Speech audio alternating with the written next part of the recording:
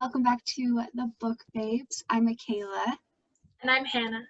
and this month we are doing a musical themed book. Hannah will explain it better, but today we are going to be going over two books like normal, and I'm pretty excited about it. Hannah, if you want to go into more detail about that. Yes. So this month we decided to do books that have had musicals based off of them. So do you want to go first? Yeah. So I did mine based off of Dr. Jekyll and Mr. Hyde, and a little backstory as to why I selected this book. When I was in my my junior year of high school, I was in choir, and I was in the performing choir. So like the middle one, because there's the entry level, then the middle, and then like the one that goes around to schools and all of that for Christmas and stuff. So I was in the middle one.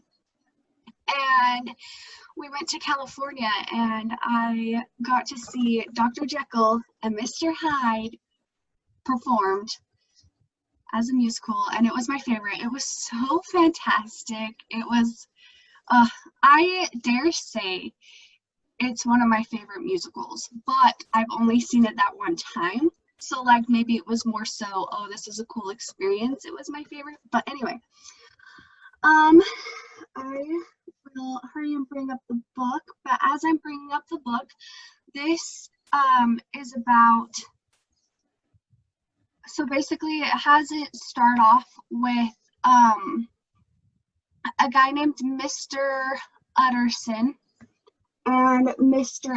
Enfield, and they're distant relatives, and it goes into great detail on like how awkward they are together because they don't have anything in common.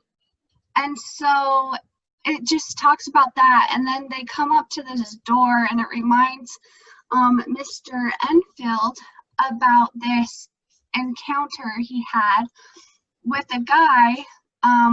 He was coming around the corner, and I guess this guy just trampled this poor little girl, and this guy did nothing about it. Like, it did not even faze him that he trampled this girl. And so so then there was a whole crowd of people, and they were like, dude, what the crap? And he was like, oh, well, like, it happened. And so they're like, okay, well, you have to compensate us. Like, you just trampled my poor child, so you have to compensate us. So he went and got this check, and like, so it's set in England or set in Europe. Let's just make it broad. Don't quote me on that. I know it is set in Europe, but I don't know specifics. And it probably said it, but it was just one of the details I went over. But here is what it looks like. Oh, it's a little review. I can see a reflection in this. Sorry. Anyway, that's the book. But so basically, he brings out some coins and some gold coins and a check, and it said Mr. Hyde on it. Well, Mr. Utterson, that name seemed a little familiar to him, so Mr. Utterson went home and checked a will that his friend or acquaintance, more so acquaintance than friend at this point, Dr. Jekyll gave him. And in that will, it said that if something were to happen to Dr. Jekyll, like if he were to die or go missing, something like that, all of his funds would go to this Mr. Hyde person. Well, Mr. Utterson was like, why? He seems like a horrible human. Like, he didn't care. He trampled this small child. And so, yeah, Mr. Utterson was super concerned about this, and he went to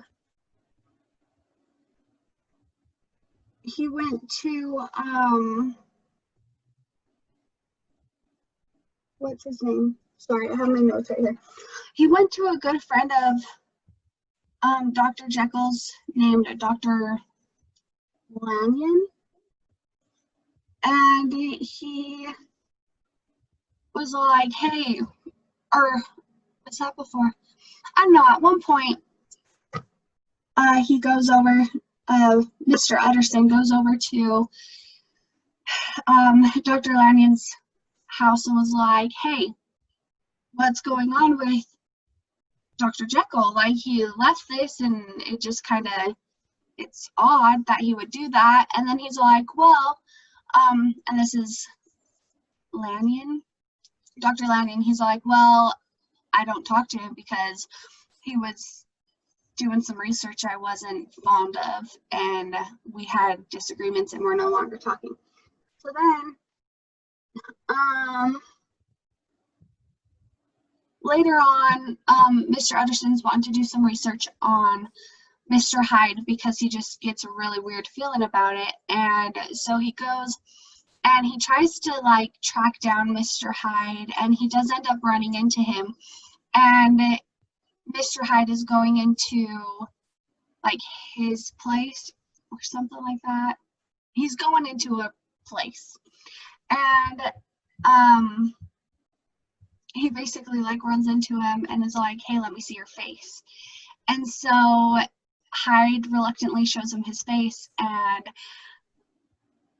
I love how it depicts how like terrified he was, Mr. Utterson was, because obviously Hyde is gross and all of that stuff. So Mr. Hyde gives Utterson his address. Yeah, so he ran into them, I think, going into the laboratory that Dr. Jekyll works at. And so Hyde gives Utterson his address, knowing that one day Dr. Jekyll's gonna die, so he can get all of his stuff. And I was like, what? Anyway, well then Dr. Jekyll all of a sudden reappears and throws this huge party and is like, oh, hi friends, how are you? And acts like nothing happened. And then Utterson confronts him about the situation and is like, what the crap? And then Hyde just makes him swear that if something were to happen, Dr. Jekyll makes Utterson swear that if anything were to happen to Dr. Jekyll, he would make sure all of his funds and everything went to Mr. Hyde. So, a year or I don't know, some time passes, and there's a maid in a window, and she sees Mr. Hyde murder someone, like full-on murder. Oh. And yeah. And so, oh, hey dog, can you move please? Sorry, dog, in the way. But then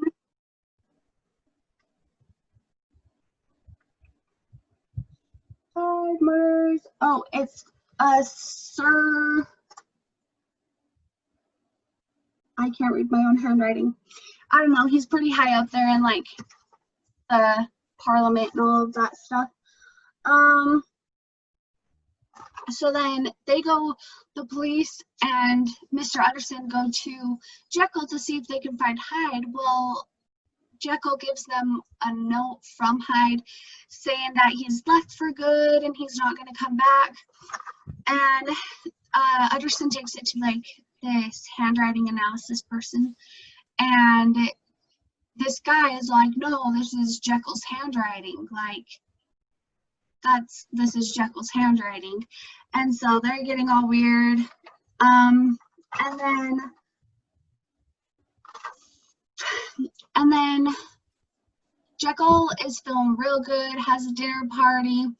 And then after that dinner party, he literally just disappears. Dr. Jekyll just disappears, isn't there anymore. And then Mr. Utterson's really concerned about him, so he goes back to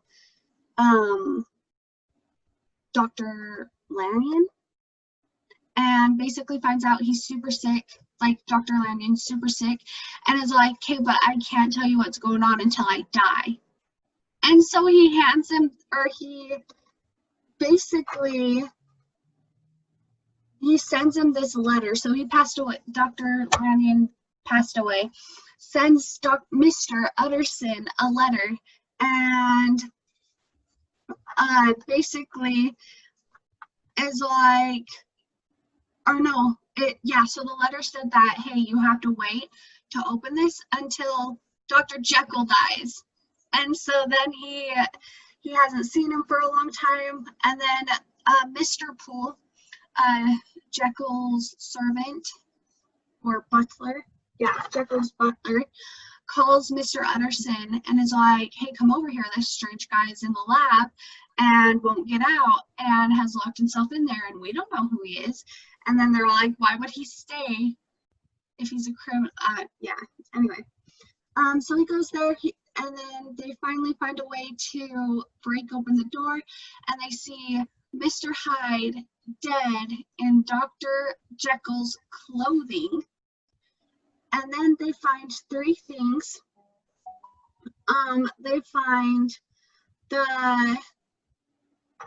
a new revived will, leaving everything to Mr. Utterson. They find a note from Dr. Jekyll that basically says to go to his house and read the letter from Dr. Lanyon.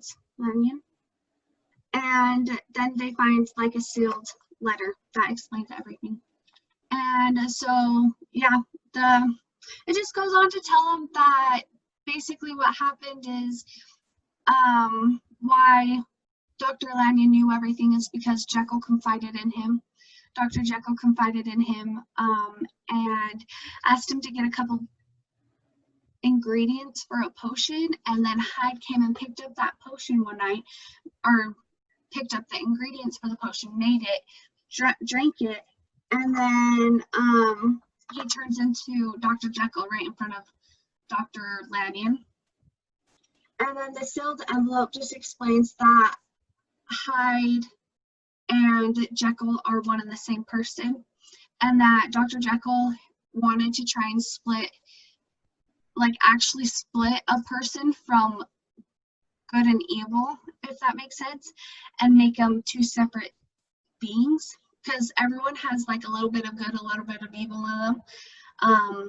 And so this was just to bring out both of them so they're not conjoined. But what was happening is he was slipping into Jekyll while trying to maintain he was slipping into Hyde while trying to maintain himself. And he confesses to the murders, and yep, that's about it. Cool. It was a good read. It was a little, like, I had to read over a couple passages to make sure I understood what it was. Other than that, like, it was a good read. It was fairly short. I finished it in a day. But that was like with me constant reading, like consistently reading. But it was good. It was really, really good. Yep. There's not a whole lot to say about it, if that makes sense. That was a brief synopsis of everything, and I thought that there was like there were some parts that were unnecessary, if that makes sense. Like, I didn't need to know that Mr. Utterson and Mr. Enfield were related and were awkward around each other. Like, I didn't need to know that part. Yeah. I mean, it was really detailed, so that's a good thing. But I would definitely read it again. It could be read again. I feel like the more times you read it, the more you'll understand it too. So that's that. Cool. Okay, so I did The Matchmaker by Thornton Wilder. There's the cover. Can't see. There it is. So, it's actually, so when I downloaded it, it said it was a novel. It's not. It's a play. So it was a super easy read because it's a play. There's no like description going on or anything. It's just talking back and forth. It's just dialogue. So it was a super short read. It was good. So with it being a play, it was a lot like the musical that is based on it, because it has pretty much the same dialogue, so yeah, I have some information on it, and then I'll tell you about like the musical. So it's The Matchmaker by Thornton Wilder. It was originally published as The Merchant of Yonkers in 1938. That was also a play. They put it on Broadway, and it failed epically. And so they took it off of Broadway, and then the author re-released it under the name The Matchmaker in 1954. It said that he revised it a little, but like not a lot. But so he released it again in 1954 as The Matchmaker, which is the book that I read. And it opened as a musical on Broadway in January of 1964. So, yeah. And then, oh, it's Hello, Dolly. I didn't even say that. So the musical that is based on the book is Hello, Dolly. So, yeah, that opened on Broadway in 1964, and then the movie, which is what I watched, was released in 1969. So I've seen the movie before, and then I read the book, and then I watched the movie again. And reading the book, there were a lot of like lines of dialogue that I recognized. It is very much based off of, I mean, it's pretty much the same thing. There were a few scenes that were different and a few characters that they like took out, but I mean, it's pretty much the exact same thing. So honestly, if you're interested in it, I would just watch the movie, because it's pretty much the exact same thing, except the movie has music, which is fun. So it's like there's not enough of a difference between the book and the musical for you to like be missing out on anything. So yeah, if you're interested in it, I would watch the 1969 movie, which I watched again twice because it's my favorite. So yeah, I'll just tell you a little bit about the story. It's Hello, Dolly. It was directed by Gene Kelly, which was pretty cool. I didn't know that he directed movies. Like, I just knew that he starred in movies, like, way back 40s, 50s, yeah. So, but he directed it. It had a pretty big name cast. Walter Matthau, I think that's how you say it, is Horace Vandergelder. Michael Crawford plays Cornelius. Michael Crawford is a pretty big name in Broadway. He played the Phantom of the Opera in the original Broadway cast of Phantom of the Opera. So he's a pretty big name in musicals. There's a cameo from Louis Armstrong, which is cool. Like, it was cool. And then the star of it all, Dolly, is the wonderful Barbra Streisand, who is one of my favorite people, like, ever. I love her. I love Barbra Streisand. So, the premise of the whole thing, obviously it's called Hello, Dolly, so it's all about Dolly. And Dolly is a businesswoman who, she's just kind of good at meddling, honestly. Like, that's what she does. She sets people up on dates. She's like a matchmaker, but she also just,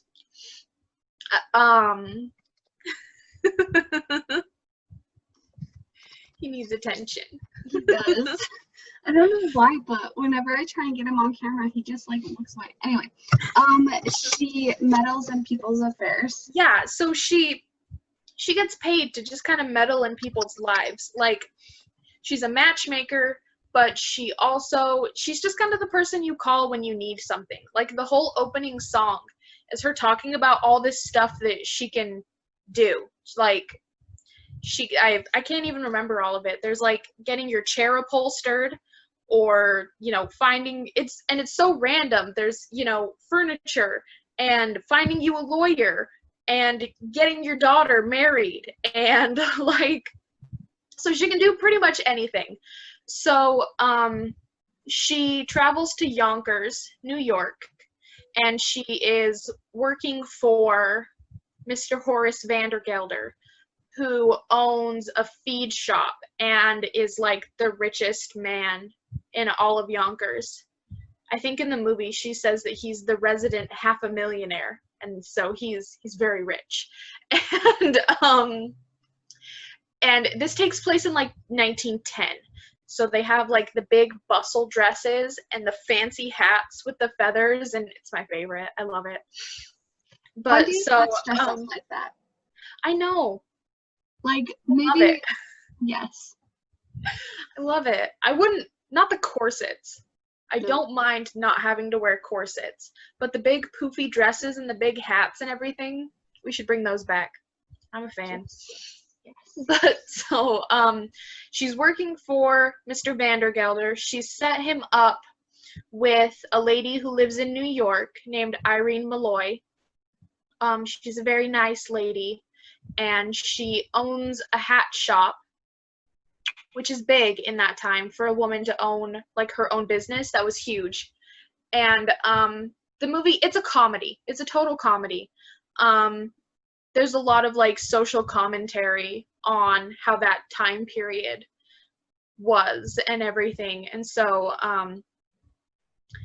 when we meet Irene Malloy, she talks about how she's a wicked woman for owning her own business, and because she's not married, she's not allowed to go to restaurants, and she's not allowed to speak to men, and like all this stuff about how her reputation has been tarnished, and like, so it's funny. It's kind of funny watching it now.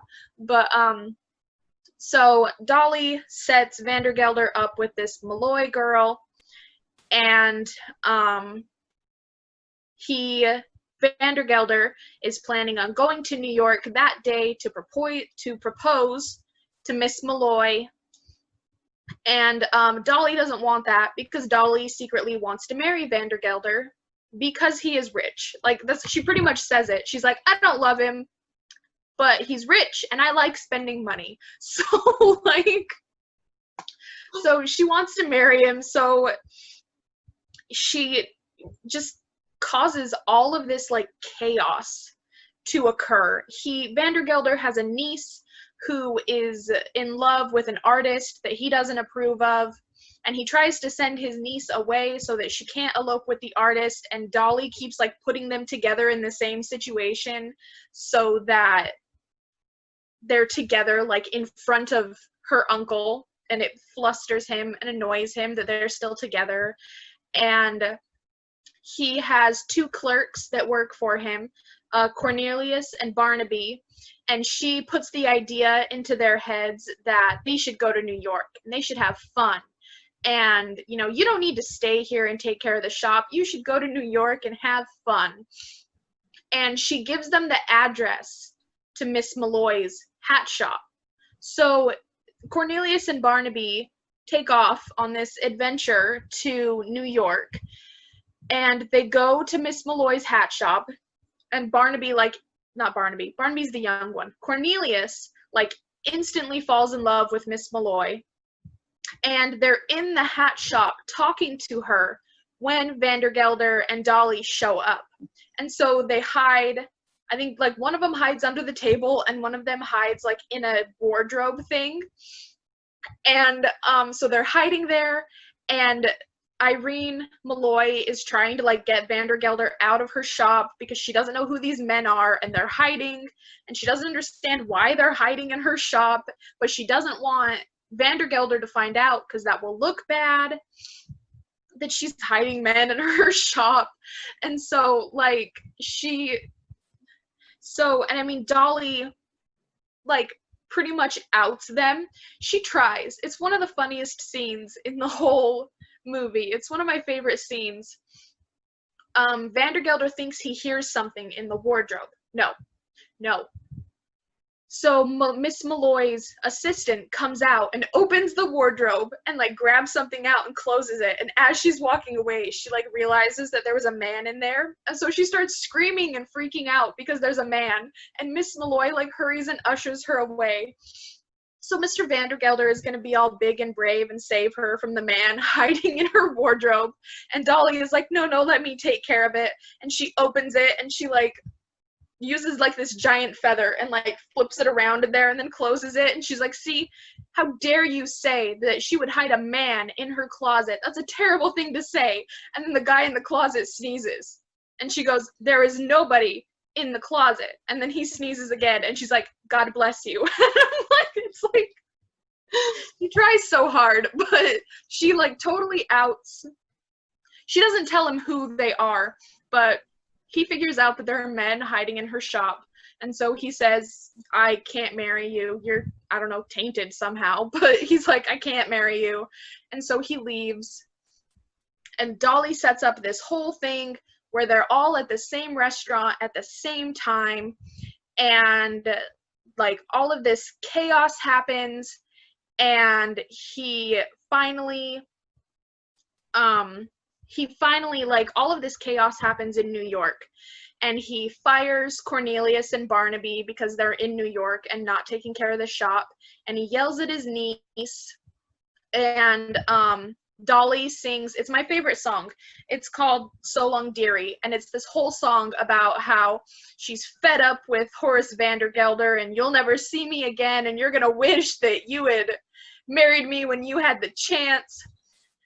And it has one of the best lines. Barbra Streisand, if you've ever seen her in anything, she talks really fast. And she's super funny, and she talks really fast, and half the time you don't know what she's saying until like after she said it. And so that it really fits the like part of Dolly. And so when she's talking to Horace, she keeps telling him, you'll go your way and I'll go my way, but she points the same direction. So she's like, you'll go your way and I'll go my way, and like just hinting the whole time. And so she sings this song, So Long Dearie, about how he's gonna end up snuggling up to his cash register because that's all he cares about, and he lost her and everything. And then the next day, they all show up at Vandergelder's shop, and his niece is like, I'm getting married and there's nothing you can do about it. I'd like my money that my mom left me, please. And Cornelius and Barnaby are like, hi, we would like our last wages. Dolly set us up with a shop. We're going to go into the feed business like you are. And Dolly found us a shop right across the street. And then Dolly shows up and convinces Horace to give his niece permission to marry the artist. And she convinces him, she tells him, you know, it's terrible business to let Cornelius open up right across from you. You should just make him a partner. And so she gets them like raises, and then at the very end, he proposes to her, and she says yes.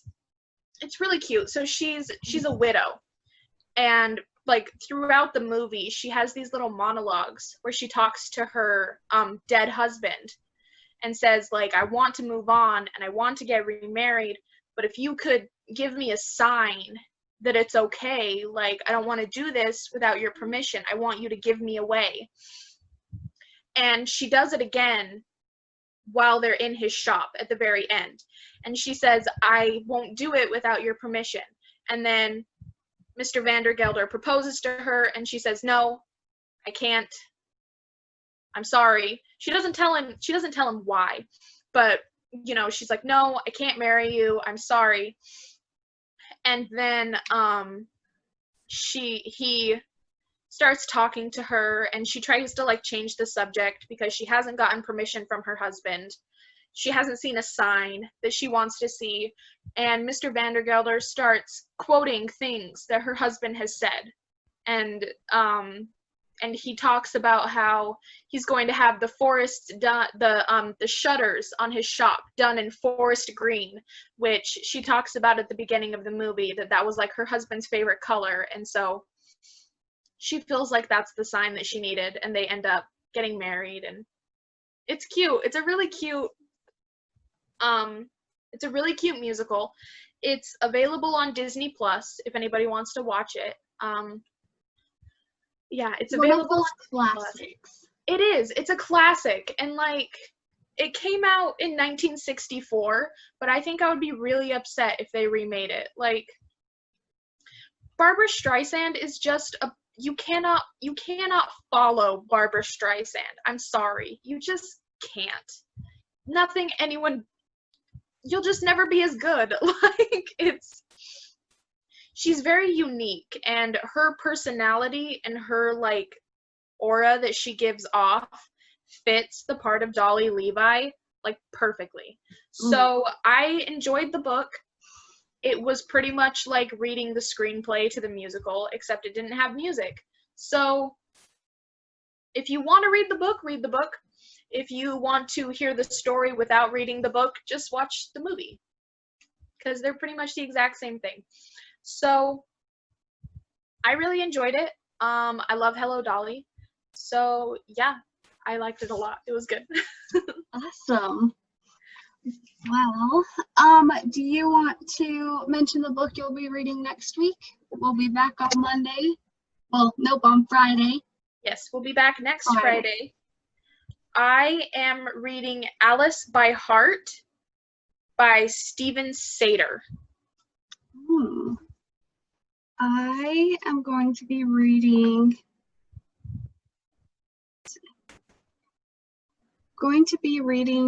the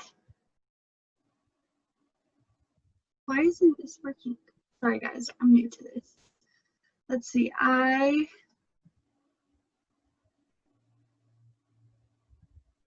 so I'll be reading the abridged version of Les Mis. It's the high school edition by Victor Hugo, abridged and edited by Matt Larson. Yeah, so there's our books that we'll be reading next week, and I hope you guys join us, and we'll talk to you later. Bye. Okay, bye.